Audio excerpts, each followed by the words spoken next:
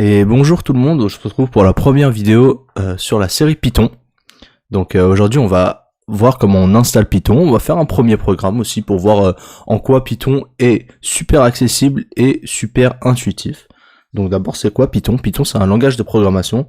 Évidemment si vous connaissez aucun langage de programmation vous pouvez quand même suivre ce cours. Si vous savez coder déjà ça sera beaucoup plus simple pour vous parce que Python est beaucoup plus simple généralement que les autres langages.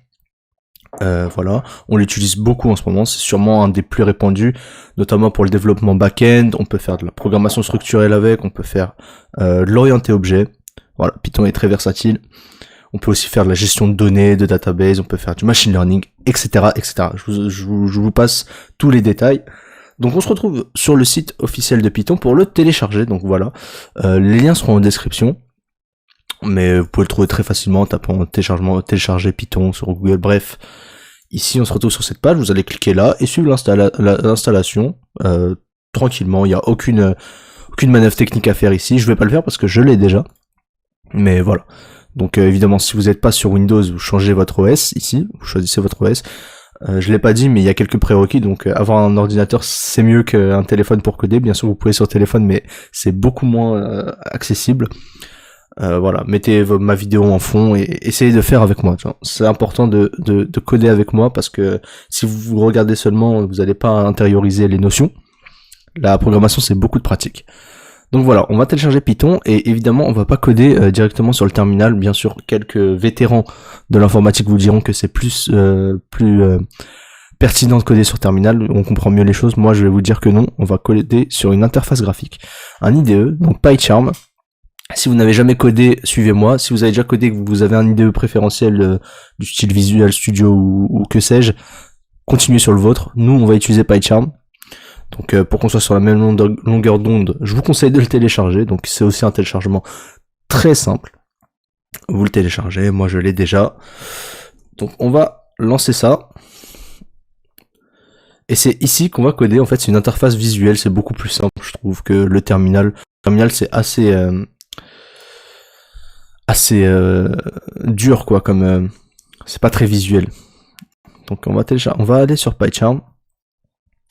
Ah, j'ai pas ouvert avant, j'aurais peut-être dû. Voilà, il est là. Voilà. Il y a des restes de code, on va virer tout ça. Donc normalement vous devez avoir une page comme ça qui s'ouvre. Moi c'est l'ancien projet qui s'est ouvert. Enfin bref, c'est les tests que j'ai fait avant de tourner la vidéo. Et vous avez une page comme ça. Donc déjà, nous, on va appeler notre fichier Hello World. Bon, je pense pas que ça a marché vu que j'ai déjà un fichier qui s'appelle Hello World. Voilà, Hello World 1. Ici, faut vérifier bien que ce soit coché, c'est important. Ici, c'est l'endroit où le fichier Python va être installé, enfin créé plutôt. Ici, ça peut-être que c'est coché chez vous, décochez-le. Voilà. Et ensuite, vous faites créer. Hop, this window, voilà, ça crée l'environnement virtuel et ça va créer le fichier Python.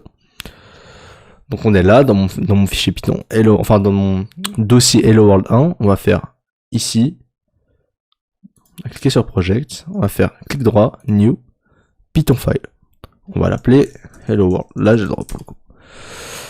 Voilà, alors il se trouve qu'il y a une tradition chez tous les programmeurs, c'est que leur premier programme doit afficher Hello World à l'écran, voilà. C'est une sorte de petite tradition. Moi, en école fac d'info, on m'a fait faire ça, donc je le fais faire ici. Et il se trouve que en Python, cela se fait en une ligne. Et très peu de langages de programmation permettent de faire ça en une ligne. Donc voilà, on peut faire. Oula, pourquoi je ne peux pas? New Python File, s'il vous plaît. Hello World.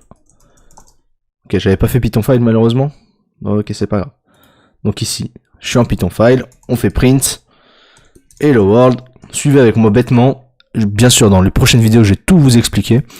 Et si on fait clic droit, run le programme, on voit que là, le terminal nous renvoie Hello World. Voilà, vous avez fait votre premier pas en programmation. Je vous invite bien sûr à venir dans la prochaine vidéo, d'accord? On va expliquer la fonction print. On a vu toutes les bases, on a téléchargé Python, on a téléchargé PyCharm, donc vous êtes prêts pour coder. À plus.